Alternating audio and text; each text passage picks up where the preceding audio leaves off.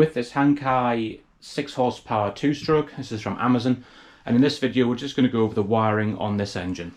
I'm also going to clarify the advert because it says there's a temperature or thermal switch cut out, however it's described, and there's not on this engine, so don't go looking for it or assume that there is one for your temperature of your water.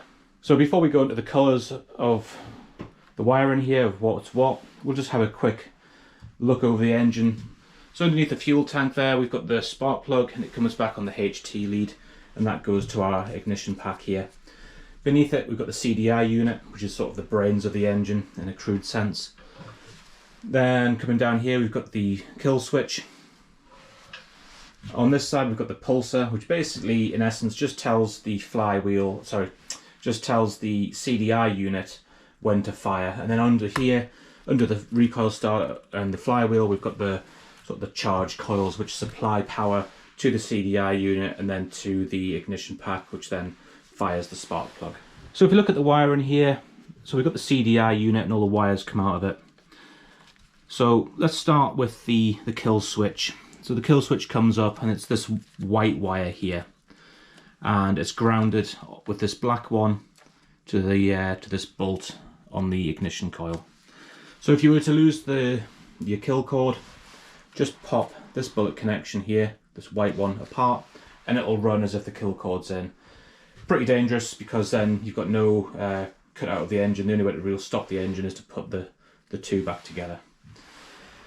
So the next one, we've got this blue and white one.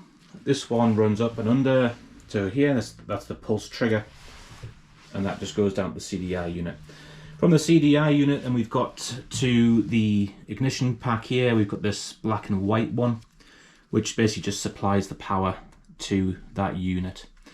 We've also got a ground coming out which shares this common sheath, and that's come from the CDI, and it also grounds to that bolt. So there's our two grounds. Under the flywheel we've got these two wires coming out, a black and a red one, and they run down again to the CDI unit, and that's supplying power from the engine's flywheel. Like it's the magnet and the flywheel spinning around just induces a current to flow, and that's supplying the CDI unit, which is then powering the ignition coil.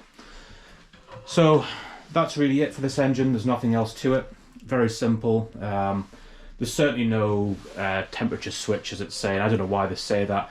I think they've just made a generic advert and they just assumed it has. It certainly doesn't. So I hope you've enjoyed that video. Very quick, very simple layout for this engine. Thanks for watching.